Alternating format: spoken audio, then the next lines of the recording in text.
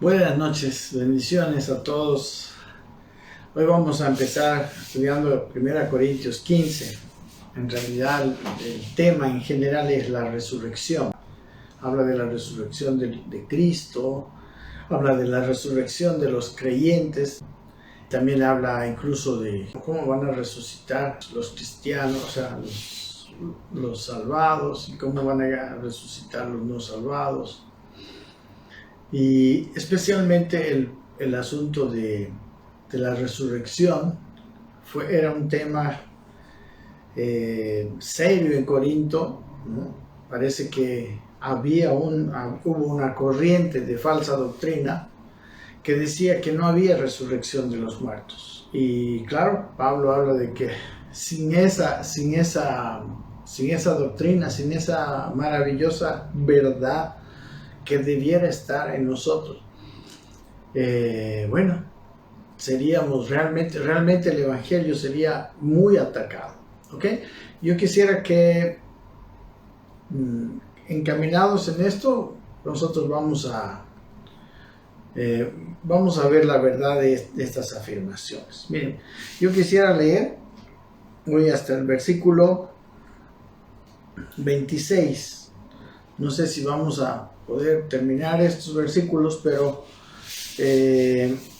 vamos a ver por lo menos el comienzo del capítulo, y no quiero leer todo porque son 58 versículos, nos va a tomar mucho tiempo. Dice así, versículo primero del capítulo 15 de 1 Corintios. Además os declaro, hermanos, dice, el evangelio que os he predicado, el cual también recibisteis, en el cual también perseveráis, por el cual asimismo, si retenéis la palabra que os he predicado, sois salvos, si no creísteis en vano. Porque primeramente os he enseñado lo que asimismo recibí, que Cristo murió por nuestros pecados conforme a las Escrituras, y que fue sepultado y que resucitó al tercer día conforme a las Escrituras, y que apareció a Cefas, después a los 12, después apareció a más de 500 hermanos a la vez, de los cuales muchos viven aún y otros ya duermen. Después apareció a Jacobo, después a todos los apóstoles, y al último de todos, como a un abortivo, me apareció a mí, porque yo soy el más pequeño de los apóstoles, que no soy digno de ser llamado apóstol, porque perseguía la iglesia de Dios. Pero por la gracia de Dios soy lo que soy, y su gracia no ha sido en vano para conmigo. Antes he trabajado más que todos ellos, pero no yo, sino la gracia de Dios conmigo. Porque o sea yo, o sean ellos, así predicamos, y así habéis creído. Pero si se predica de Cristo, que resucitó de los muertos, ¿cómo dicen algunos entre vosotros que no hay resurrección de muertos? Porque si no hay resurrección de muertos, tampoco Cristo resucitó. Y si Cristo no resucitó, vana es entonces nuestra predicación, vana es también vuestra fe. Y somos hallados falsos testigos de Dios, porque hemos testificado de Dios que Él resucitó a Cristo, al cual no resucitó si en verdad los muertos no resucitan. Porque si los muertos no resucitan, tampoco Cristo resucitó. Y si Cristo no resucitó, vuestra fe es vana, aún estáis en vuestros pecados. Entonces también los que durmieron en Cristo perecieron. Si en esta vida solamente esperamos en Cristo, somos los más dignos de conmiseración de todos los hombres. Mas ahora Cristo ha resucitado de los muertos, primicias de los que durmieron es hecho, porque por cuanto la muerte entró por un hombre, también por un hombre la resurrección de los muertos. Porque así como en Adán todos mueren, también en Cristo todos serán vivificados. Pero cada uno en su debido orden. Cristo las primicias, luego los que son de Cristo en su venida. Luego el fin, cuando entregue el reino al Dios y Padre, cuando haya suprimido todo dominio, toda autoridad y potencia. Porque preciso es que reine hasta que haya puesto a todos sus enemigos debajo de sus pies. Y el postrer enemigo que será destruido es la muerte. Bien, quiero leer hasta aquí nomás para empezar a tratar este tema que es, como les digo, sumamente importante, ¿no? Es probable que una de las razones por las cuales la iglesia de Corinto era una iglesia tan carnal es por esta falsa enseñanza que se estaba metiendo entre ellos, ¿verdad? Porque la verdad que si nosotros no creemos en la resurrección de los muertos, realmente la potencia, la fuerza de nuestra vida espiritual sería muy pequeña, ¿verdad? Nuestra entrega, ya no tendríamos la entrega que tenemos, ¿verdad? Bien, vamos a ir paso a paso. Dice el versículo primero: además os declaro, hermanos, el evangelio que os he predicado, el cual también recibisteis y en el cual también perseveráis, ¿verdad? Entonces él dice, les declaro, o sea, la palabra en el griego, les vengo a hacer saber, es lo que quiere decir. Dice, y la palabra evangelio quiere decir, viene de la palabra griega evangelion, que quiere decir una recompensa por las buenas nuevas. Al comienzo originalmente era una recompensa al que traía las buenas nuevas, y después quedó como las buenas nuevas mismas, como significado, ¿verdad? Todos los idiomas tienen podemos decir, un desarrollo. Y dice, él dice, os declaro, la palabra os declaro, le vengo a dar a conocer, los vengo a mostrar, ¿verdad? Los vengo a dar, la palabra gnorizo, que viene de la palabra gnosis, conocimiento, pero dice que quiere decir venir a saber, dar a conocer bien. O sea, es como que Pablo les está diciendo, además, hermanos, os declaro, os vengo a hacer saber bien el evangelio, ¿no?, que os he predicado, ¿no?, que os he anunciado. La palabra predicado ya no solamente es conocimiento, sino es un conocimiento publicado, el cual recibisteis, dice, lo aceptasteis, y dice, en el cual también perseveráis, ¿no? La palabra perseverar quiere decir, es la palabra histemi, que quiere decir estar presente, estar de pie, perseverar. O sea, ese evangelio en el cual ustedes están firmes, ¿verdad? Están perseverando, pero dice, yo les vengo a declarar, o yo les vengo a hacer conocer bien. Ustedes han escuchado lo que se ha predicado, pero yo vengo como a mostrarles la palabra. Esa palabra declaro es muy importante en este versículo, porque habla de mostrar exactamente. ¿Okay? Versículo 2 dice, por el cual asimismo, dice, si retenéis la palabra que os he predicado, sois salvos, si no creísteis en vano. ¿No? La palabra retener es la palabra kateco, que quiere decir asir fuertemente, ¿no? Sostener o sujetar algo firmemente. O sea, él dice que si nosotros sostenemos fuertemente el evangelio predicado, dice, sois salvos, ¿ok? Somos salvados. Dice, si no creísteis en vano, ¿no? La palabra en vano quiere decir una cosa sin objeto, ociosamente, sin razón. Si ustedes no, lo que está diciendo en este versículo es que si nosotros no lo tenemos bien agarrado el evangelio, si nosotros no estamos bien sujetos al evangelio, este evangelio se convierte en una creencia vana, en una creencia vacía, ¿no? La palabra vano, la palabra eike, que quiere decir eso, ¿no? Sin objeto, sin objetivo, de una cosa ociosa. Nuestra fe sería algo ociosa si nosotros no lo hacemos, no lo agarramos, no lo hacemos nuestro, el evangelio. Versículo 3 dice, porque primeramente os he enseñado lo que asimismo recibí, que Cristo murió por nuestros pecados conforme a las Escrituras, ¿verdad? Dice aquí que empieza diciendo que primeramente les había enseñado que Cristo murió por nuestros pecados conforme a las propias Escrituras, ¿verdad? Y por ejemplo, estas Escrituras están desde Isaías. Por ejemplo, en Isaías dice, mas él herido fue por nuestras rebeliones, molido por nuestros pecados, el castigo de nuestra paz fue sobre él, y por su llaga fuimos nosotros curados. ¿verdad? Y este capítulo 53 nos habla de la muerte de Jesucristo, ¿verdad? Por nuestros pecados, como dice aquí en el versículo 3, ¿ok?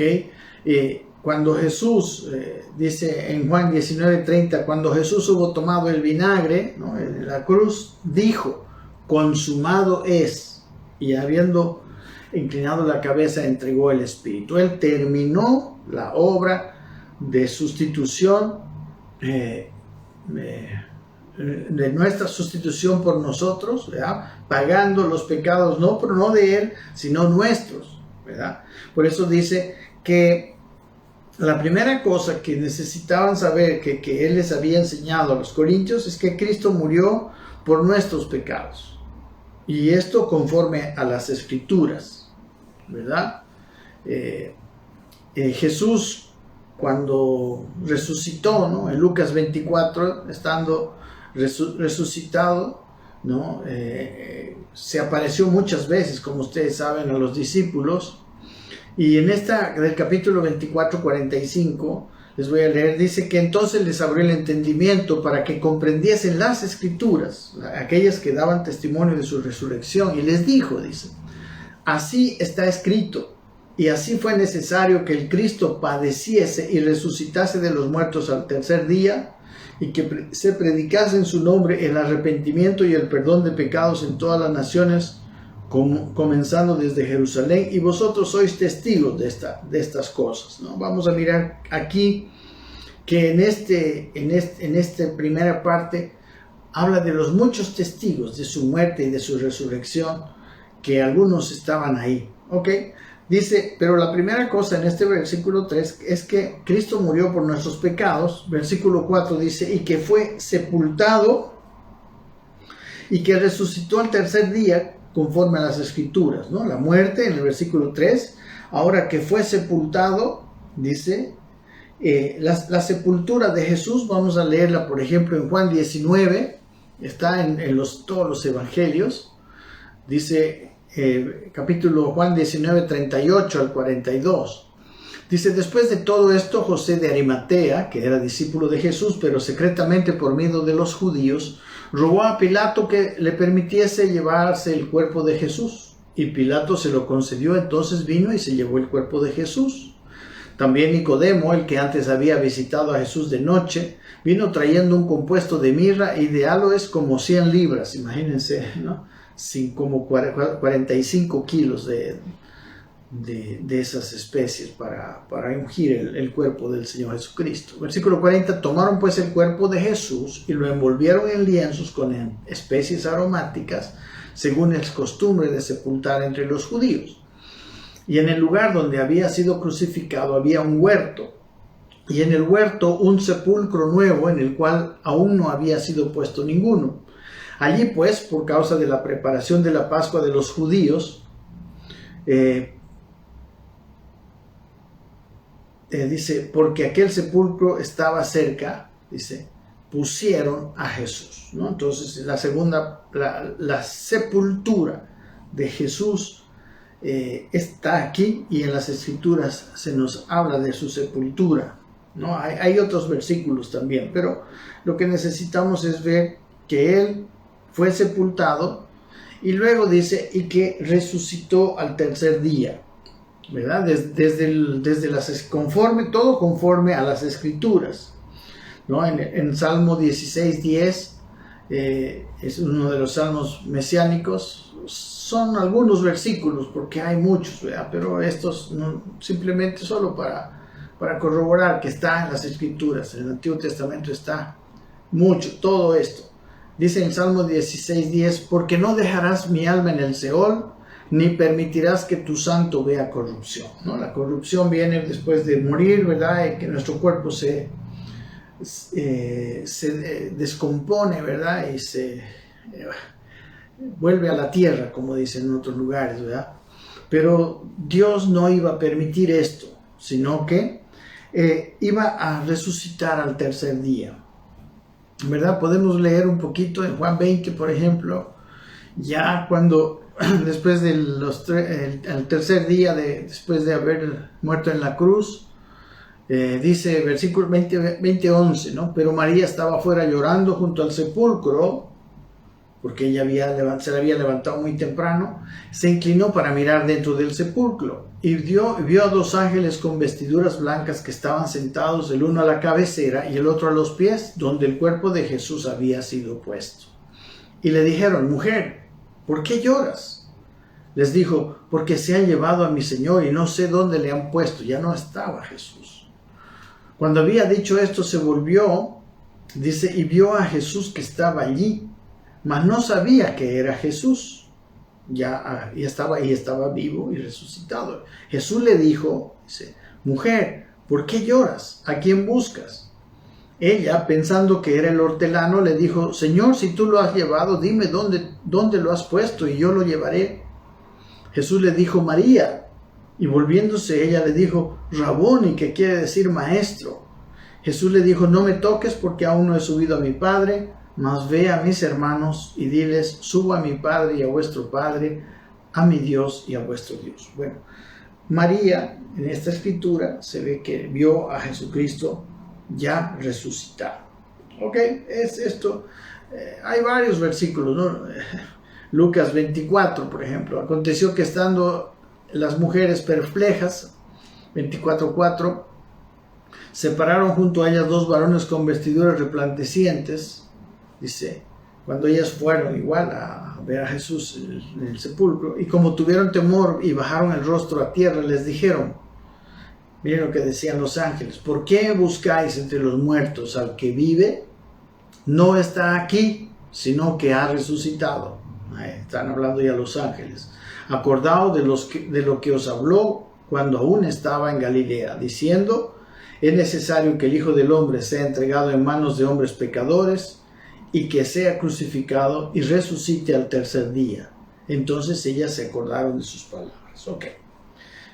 Esto es para tener testimonio de lo que dice el versículo 3 y 4. Después dice el versículo 5, y que apareció a Cefas y después a los 12. A Cefas, en Lucas 24:33, ¿no? Dice: levantándose en la misma hora, volvieron a Jerusalén, después de la historia de los ¿cómo se llama? De los discípulos camino a Emaús, ¿no? Que está en este capítulo 24. Volvieron a Jerusalén, dice, estos dos discípulos, cuando se recuerdan que Jesús los acompañó y no los reconocieron, cuando llegaron y siguieron charlando, y cuando él partió el pan, se les abrieron los ojos y recién lo reconocieron, pero él desapareció. En ese mismo momento ellos se regresaron a Jerusalén, ¿no? Emaús es una aldea cercana a Jerusalén, a unos cuantos kilómetros. Entonces ellos regresaron. Por eso dice: y levantándose en la misma hora volvieron a Jerusalén y hallaron a los 11 reunidos y a los que estaban con ellos. ¿Qué decían? ¿Qué decían ellos? Ha resucitado el Señor verdaderamente y ha aparecido a Simón. ¿Ok? Entonces Cefas es la misma palabra que Jesús le puso después a Simón. Recuerden que le puso por nombre Pedro, que en arameo quiere decir, es la palabra Cefas, ¿no? Y después dice a los 12, ¿ok? A los 12 también se le apareció, ¿verdad? En Marcos 16:14, ¿no? Aquí lo tenía. En Marcos 16:14 dice: finalmente se le apareció a los 11 mismos, estando ellos sentados a la mesa, y les reprochó su incredulidad y dureza de corazón, porque no habían creído a los que le habían visto resucitado. ¿Ok? Entonces, se les apareció a ellos.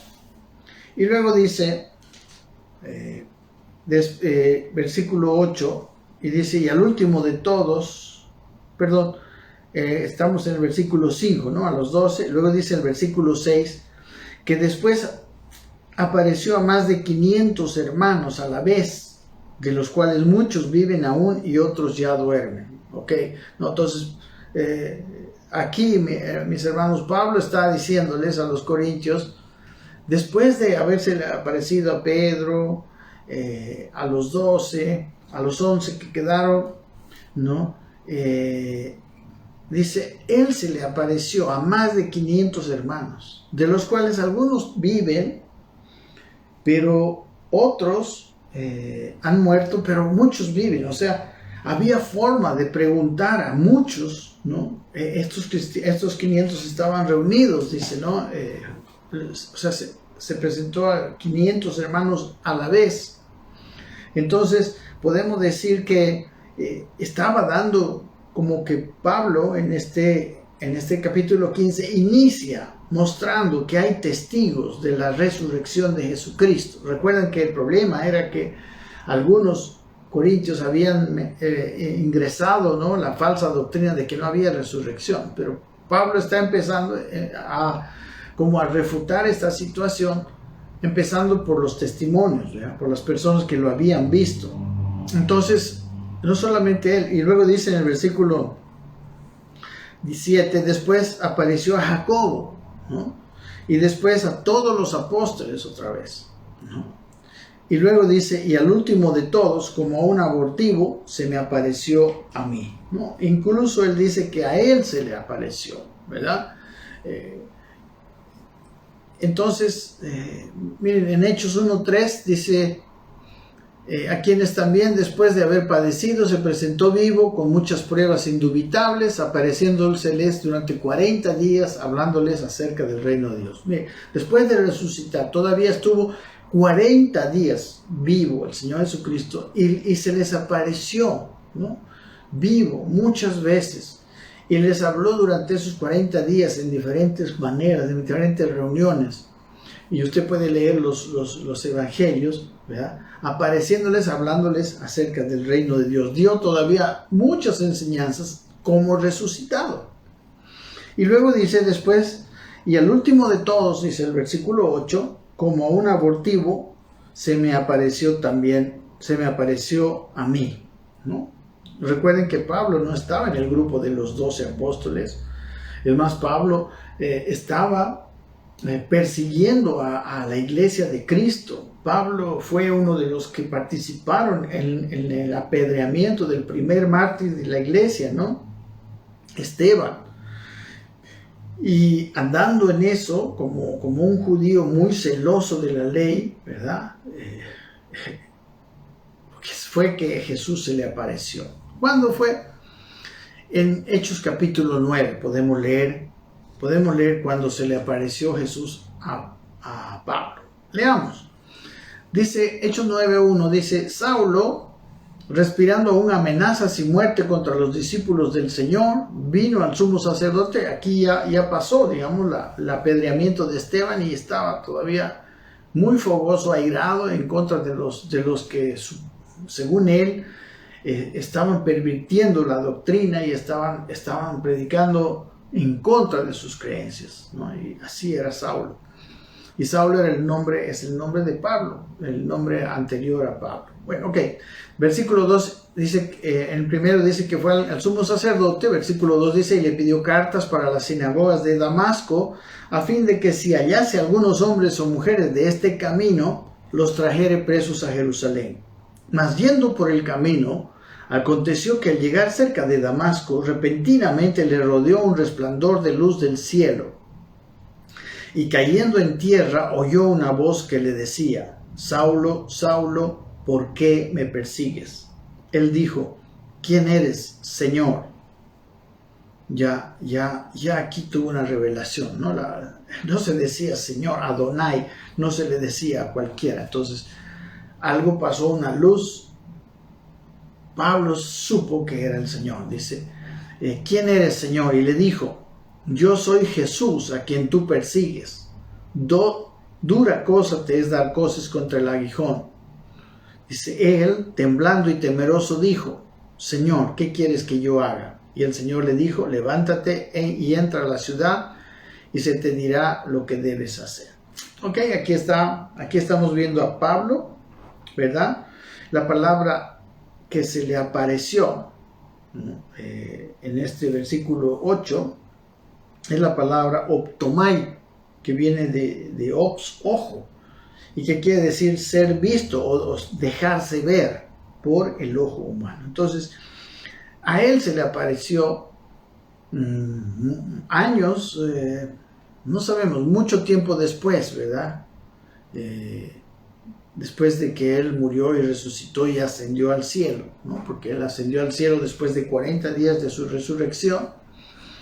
Y aquí pues estamos ya bien avanzado en la historia del Nuevo Testamento, ¿no? Unos cuantos años, ¿ok?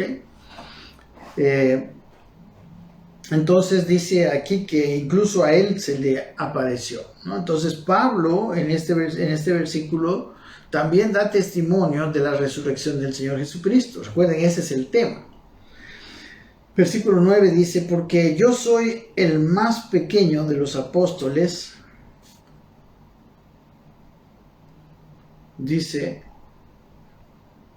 y que no soy digno de ser llamado apóstol porque perseguí a la iglesia de Dios, ¿no? Él, mis hermanos, se consideraba el más pequeño de los apóstoles y era indigno de llamarse, dice, de ser llamado apóstol. ¿Por qué? Porque imagínense cómo es que fue llamado en plena persecución de los judíos, ¿no? Los sacaba y los amaba y los metía a la cárcel. Vamos a leer Hechos 8.1, ¿no? Antes de Hechos 9, que es donde vio a Jesús. En el 8 vemos digamos, las barbaridades que estaba haciendo, ¿no? contra los discípulos. Dice 8.1, hablando de Esteban, dice, y Saulo consentía en su muerte, que se relata en el capítulo 7. En aquel día, dice, hubo una gran persecución contra la iglesia que estaba en Jerusalén, y todos fueron esparcidos por las tierras de Judea y de Samaria, salvo los apóstoles. Recuerdan que a los apóstoles en los primeros capítulos de Hechos los persiguieron y no pudieron hacer, por ejemplo, agarraron preso a Pedro y las puertas de noche se abrieron, ¿verdad? Y él salió como si nada. Y bueno, ahí Nicodemo, ¿cómo se llama? Uno de los maestros judíos dijo, tengamos cuidado de perseguir a estos hombres, dijo, ¿no? Porque puede ser que estemos más bien luchando contra Dios. Porque si este movimiento, dijo él, ¿no? ¿Cómo se llama? Bueno, perdón. Que si este movimiento, dijo, ¿no? En la reunión, cuando tenía a los apóstoles que los habían apresado, si este movimiento, dice, es desde los hombres, va a caer, pero si es de Dios, va a permanecer. Entonces decidieron no perseguir a los apóstoles, por eso persiguieron a los cristianos y ni tocaron a los apóstoles, porque también vieron que había un poder ahí que los estaba protegiendo. Y luego dice el versículo 2, y hombres piadosos llevaron, estamos en Hechos 8, y hombres piadosos llevaron a enterrar a Esteban e hicieron gran llanto sobre él. Y Saulo, dice, asolaba la iglesia y entrando casa por casa arrastraba a hombres y a mujeres y los entregaba en la cárcel. Por eso él dice en este versículo 9 que él no se sentía digno de haber sido llamado apóstol porque había perseguido a la gracia, a la iglesia de Dios. Y miren el versículo 10, que es uno de los versículos más lindos y más bendecidos para mí en cuanto a la gracia, dice, ¿no? Dice en el versículo 10, pero por la gracia de Dios, dice, soy lo que soy. Y su gracia no ha sido en vano para conmigo. Antes he trabajado más que todos ellos, pero no yo, sino la gracia de Dios conmigo. Amén. ¿Cuál era la gracia? Primero, él dice en el versículo 9 que era apóstol. Y él se llama apóstol. Por ejemplo, en el capítulo 1 de 1 Corintios, 1 Corintios 1:1, les voy a leer, dice: Pablo, llamado a ser apóstol de Jesucristo por la voluntad de Dios, y el hermano Sóstenes, y empieza su carta. En la 2 Corintios 1:1, por ejemplo, dice: Pablo, apóstol de Jesucristo por la voluntad de Dios, y el hermano Timoteo, a la iglesia de Dios que está en Corinto, con todos los santos que están en toda Acaya. ¿Ok? Pablo se llama a sí mismo apóstol, ¿verdad? Y dice que fue llamado a ser apóstol por la voluntad de Dios, ¿no? Apóstol de Jesucristo en la 2 Corintios por la voluntad de Dios. ¿Ok? Bueno, aquí hay una contradicción, digamos. Algunas personas dicen que ya no hay apóstoles, ¿verdad? Que los apóstoles terminaron en los 12. Pero aquí, por ejemplo, este es uno de los apóstoles que no estaba entre los 12, ¿no? Bueno, no quiero entrar en esa discusión, ¿ok? Pero miren lo maravilloso de este versículo, que dice que es por la gracia de Dios que él era apóstol. Porque miren, mis hermanos, realmente la gracia de Dios es tan grande que a una persona que estaba persiguiendo, que iba directamente al cuerpo de Cristo, la iglesia dijo: Jesús es mi cuerpo, al cuerpo de Cristo, Dios los salva por la gracia. A nosotros también nos salvó por la gracia. Si siendo enemigos, dice, fuisteis salvados. O sea, fuimos salvados igualmente que Él, ¿no? Pero Él era uno de los peores, uno de los más acérrimos enemigos. Y miren la maravillosa gracia de Dios. Por eso podemos nosotros estar seguros en la gracia del Señor. Y dice: y yo he trabajado más que todos ellos. O sea, la gracia de Dios, dice en el versículo 10, estamos ahí, es un versículo muy importante. No ha sido en vano. La palabra vano no ha sido vacío, no ha sido sin propósito, no ha sido vana. Dice: para conmigo, antes he trabajado más que todos ellos. O sea, el hecho de recibir la gracia no implica que nosotros no podamos trabajar. De hecho, Pablo había trabajado más que todos los otros apóstoles, que habían estado 3 años y medio con Jesús. Él, por esa gracia maravillosa, dice, había trabajado, dice, pero no yo, sino la gracia de Dios conmigo. El regalo es la unción de Dios, la palabra gracia es la palabra caris, regalo que tiene que ver con una capacitación divina también. Esa gracia, dice, había hecho trabajar a Pablo. Y saben, estoy muy contento de este versículo, porque, mis queridos hermanos, es la gracia de Dios la que nos puede capacitar, es el poder de Dios. Nadie puede edificar la iglesia de Dios sin el poder de Dios. Y el poder de Dios viene por gracia, como vino en este caso al apóstol Pablo. Al apóstol Pablo le vino la gracia de Dios maravillosamente, ¿no? Así, de alguien contrario. Y la verdad es que sí, él quería, él estaba equivocado, ¿no? Porque él amaba a Dios y pensaba que persiguiendo a los cristianos estaba haciendo la voluntad de Dios.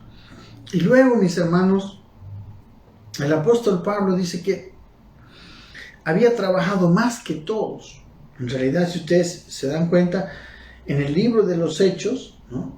La mayor parte del libro de los Hechos habla de la historia de Pablo, ¿no?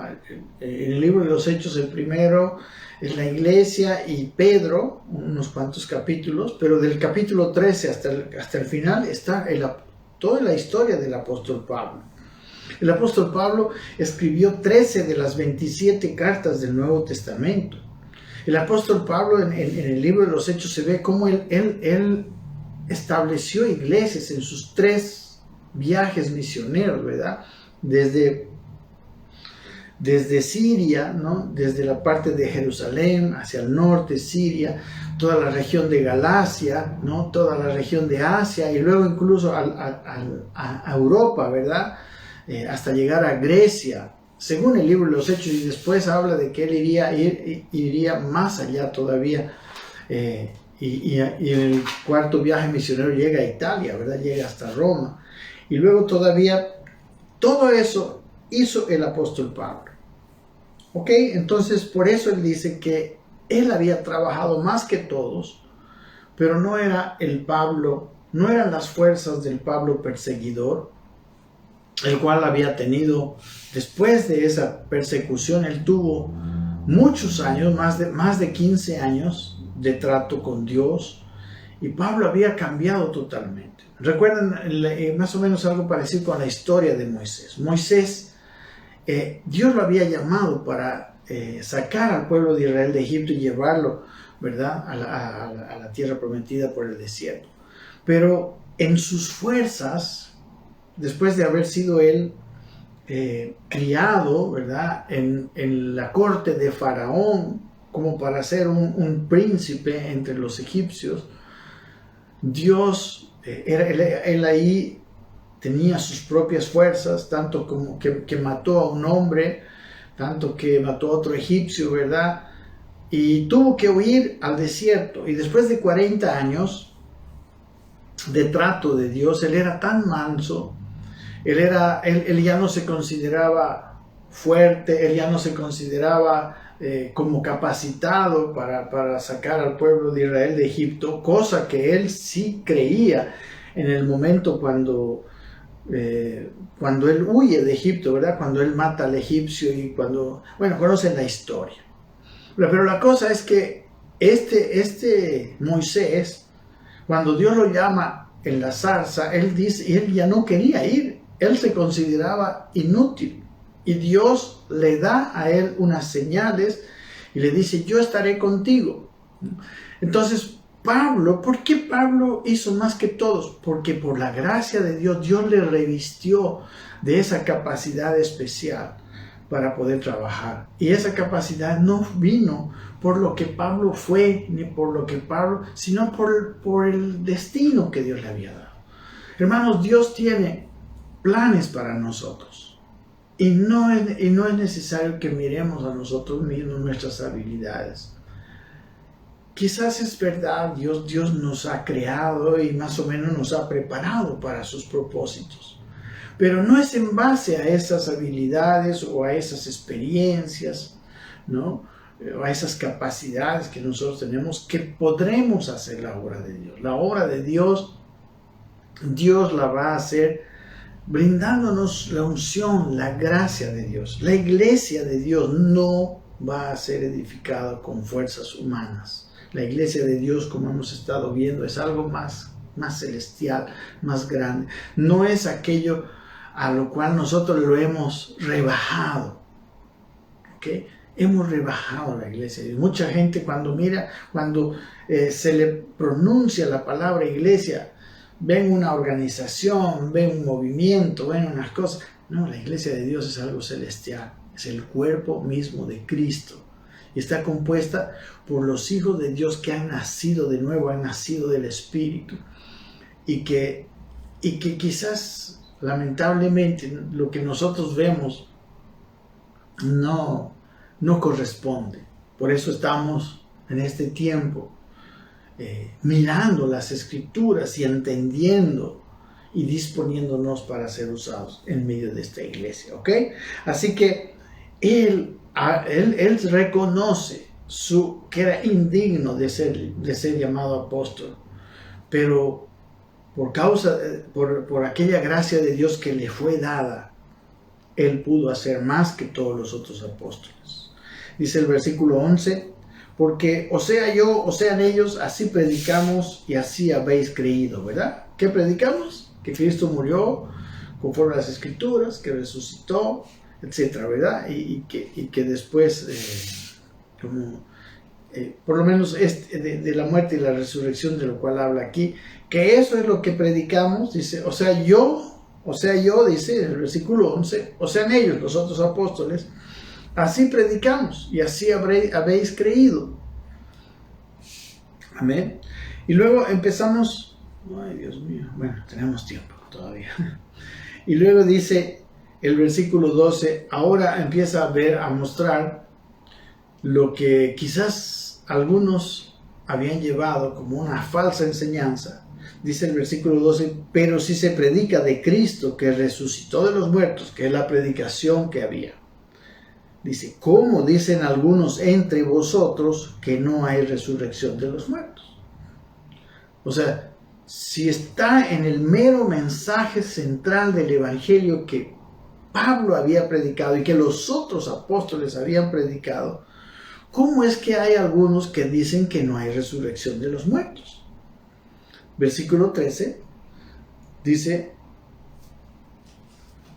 porque si no hay resurrección de los muertos, tampoco Cristo resucitó. ¿Ok? Si no hay resurrección, entonces, ¿cómo puede ser que Cristo haya resucitado? Porque no hay resurrección de los muertos. Si en verdad esa falsa enseñanza fuera verdad, entonces el Evangelio fuera mentira, ¿verdad? El mensaje que ellos habían dado era mentira, ¿no? Que incluía la muerte y resurrección de Cristo. Versículo 14 dice, y si Cristo no resucitó, vana es entonces nuestra predicación y vana es también vuestra fe, ¿verdad? Si no hubiera resurrección, si Cristo no hubiera resucitado, la palabra vana en este versículo es la palabra kenos, que quiere decir vacío, hueco, sin lugar, sin efecto, ¿verdad? Recuerden en el versículo 10 que dice que la gracia de Dios que vino a él no fue en vano, esa no fue vana, sino que más bien hizo un trabajo. ¿Sabe? Cuando la gracia de Dios en tu vida o en mi vida no se ve, no está empezando a hacer trabajo, ya sea cambio de carácter, ya sea la obra de Dios, no sé. Entonces, tú has recibido un evangelio vano, algo está haciendo vano el evangelio en tu vida. Y quizás puede ser nuestra falta de fe en la resurrección de Cristo. Algunos podemos asentir como así, pero la resurrección, vamos a mirar cuán importante es creer verdaderamente. No tenerlo como una doctrina, como un conocimiento, sino creerlo. Creer es estar firmes en esa creencia. Dice, y si Cristo no resucitó, entonces la predicación de este evangelio es vacía, es hueca, no tiene ninguna base. Dice, vana es la fe también. O sea, estamos creyendo en algo hueco. Si no hubiera resurrección, si Cristo no hubiera resucitado.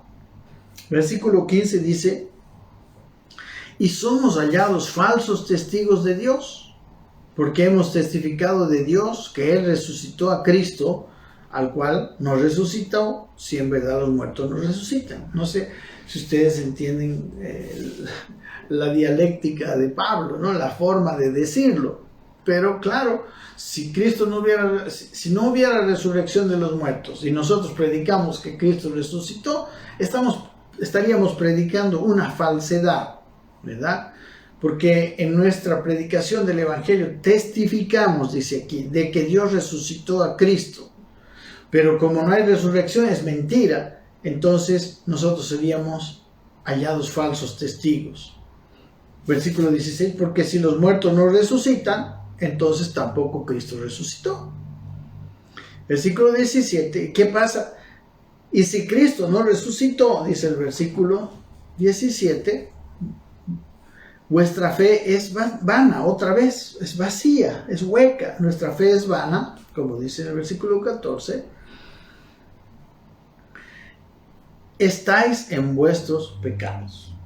¿Qué es lo que pasa? Estaríamos en nuestros pecados. O sea, si no hubiera resucitado Cristo, entonces nuestros pecados todavía se nos estarían cargando. O sea, tendríamos la sentencia sobre nosotros de nuestros pecados, porque nadie hubiera pagado por el castigo. Miren, si Cristo no hubiera resucitado, ¿verdad? ¿Por qué? Hay que entender, ¿por qué resucitó Cristo? Cristo resucitó después de haber sido muerto en la cruz, porque la justicia vio que él no había cometido pecado. Y la paga del pecado es muerte. Entonces, Cristo murió no por sus propios pecados, sino Jehová cargó en él, dice, el pecado de todos nosotros, por nuestros pecados. Pero él mismo, después de haber muerto, la muerte no tenía poder para retenerlo, porque él no había pecado, no halló pecado en él. ¿Ok? Entonces no lo pudo retener. Y si él no hubiera resucitado, eso querría decir que él hubiera tenido un pecado por el cual la muerte tendría el derecho de agarrarlo, ¿no? de llevárselo. Pero él resucitó porque la justicia del universo lo halló inocente. ¿Ok? Entonces, si él hubiera muerto por sus propios pecados, entonces no hubiera muerto por nuestros pecados. Pero como él murió en nuestros pecados, nosotros ya no tenemos pecado, porque el castigo de nuestros pecados cayó sobre él. No de sus propios pecados, sino de los nuestros. Entonces, si él no hubiera resucitado, entonces querría decir que la muerte lo agarró por sus propios pecados, y entonces no hubo nadie que haya pagado por los nuestros. ¿Se da cuenta? Pero la muerte no pudo, porque él jamás pecó. ¿Ok? Entonces, pensar que estuviéramos perdonados sería una mentira, una falsedad, como dice aquí. ¿Ok? Todo si Cristo nos resucitó. Por eso dice el versículo 17, y si Cristo nos resucitó, vuestra fe es vana y aún no estáis en vuestros pecados. Versículo 18 dice, entonces también los que durmieron en Cristo perecieron, ¿verdad? Eternamente. Fueron engañados, y no es que van a ser resucitados, como dice más adelante, después en la venida del Señor o después de la venida del Señor, sino que se fueron y murieron eternamente engañados. Dice el versículo 19, si en esta vida solamente esperamos en Cristo, somos los más dignos de conmiseración de todos los hombres, ¿verdad? Claro, si no hubiera resurrección, ¿verdad? Nosotros, pobrecitos, digamos, ¿no? Estos tipos, qué desgracia, digamos. Han entregado su vida a una mentira.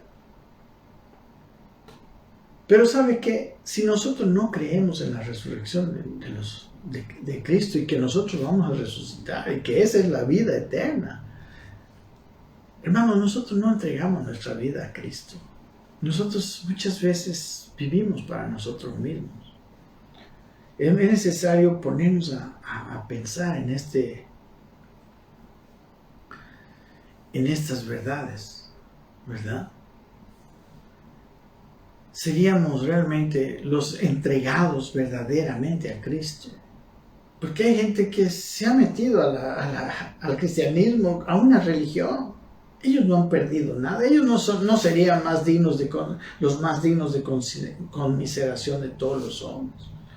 Hay gente hasta que se ha enriquecido con el cristianismo. Pero los que se han metido para vivir para Dios, han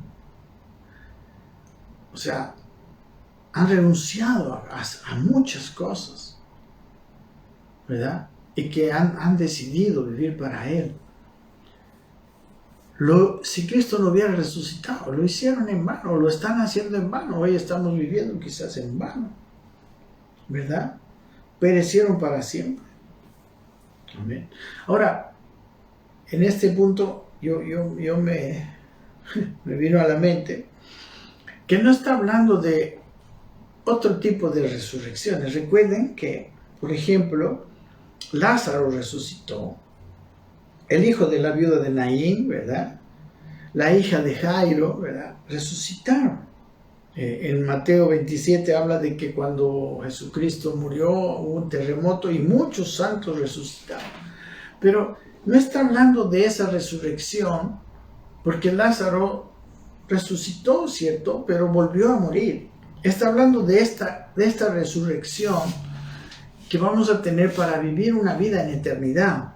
Más adelante, mis amados hermanos, vamos a ver cómo vamos a resucitar, qué tipo de cuerpo vamos a tener, que ya va a ser un cuerpo incorruptible.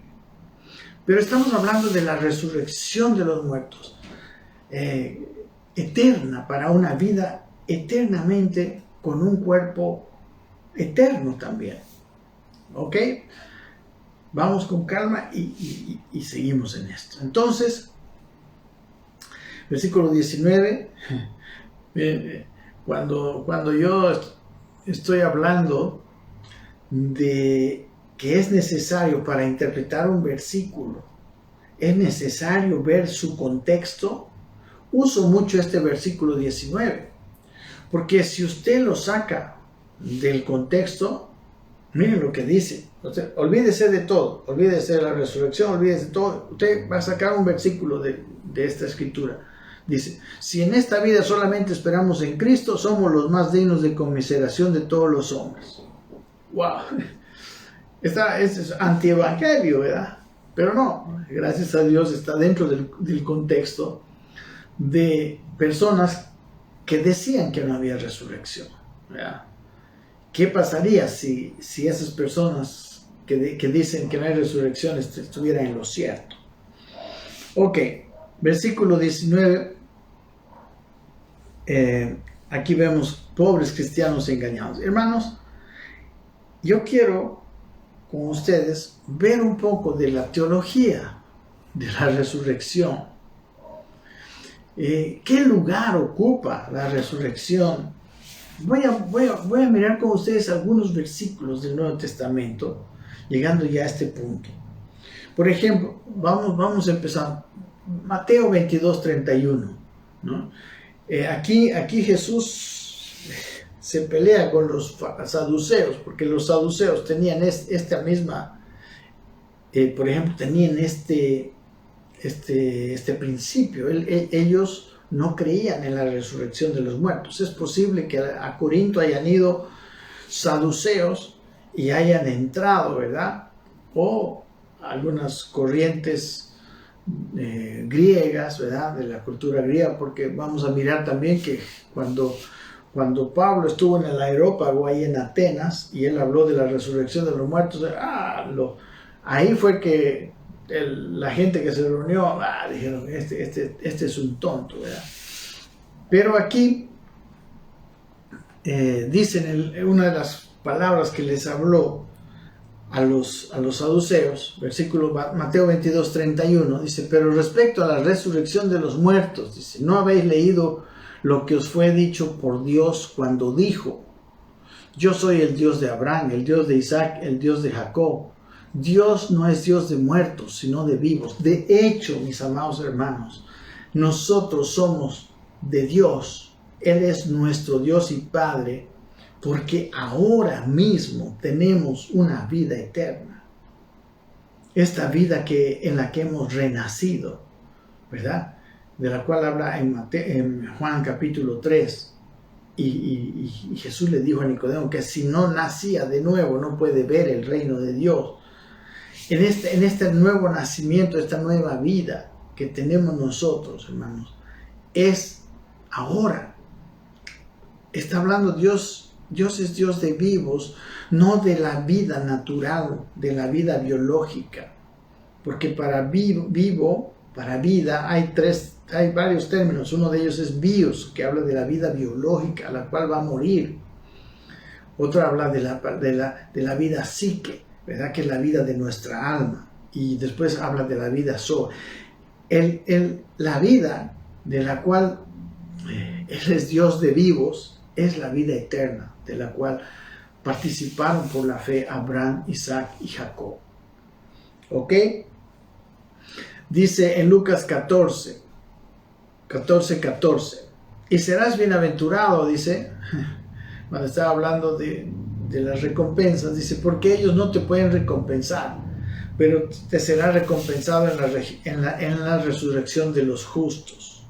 ¿Cuándo viene la recompensa para algunos? No, el mundo quizá no nos va a recompensar las cosas que vamos a hacer, el bien que vamos a hacer, el amar a nuestros enemigos, etcétera, todo lo que el Señor nos manda. Pero ¿cuándo va a ser recompensado? Va a terminar la recompensa, porque sí hay recompensa en esta vida, pero va a terminar de cuadrar toda la recompensa en la resurrección de los justos, dice Lucas 14:14. En Juan 5:29 dice: los que hicieron lo bueno saldrán a resurrección de vida, mas los que hicieron lo malo a resurrección de condenación.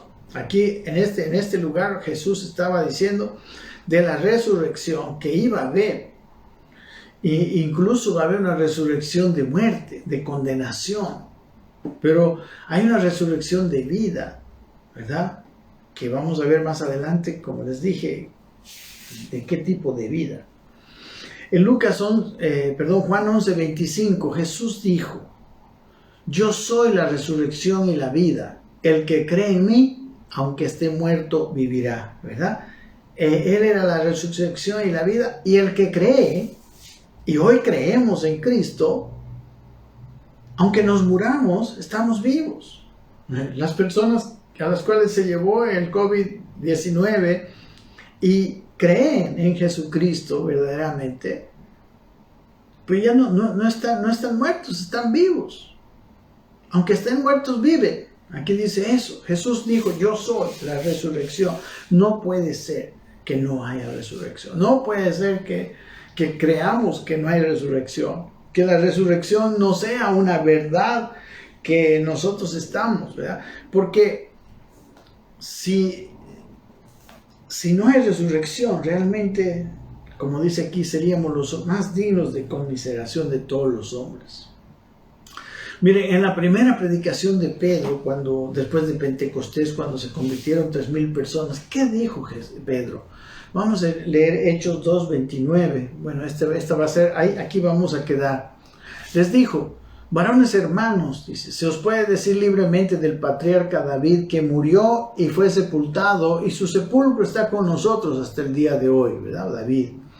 Pero siendo profeta, mismo David, y sabiendo que con juramento Dios le había jurado que de su descendencia en cuanto a la carne levantaría al Cristo para que se sentase en su trono, dice, viéndolo antes, habló de la resurrección de Cristo, que su alma no fue dejada en el Hades, ni su carne vio corrupción. Estaba, como hemos visto, en el centro mismo de la predicación apostólica. ¿Ok?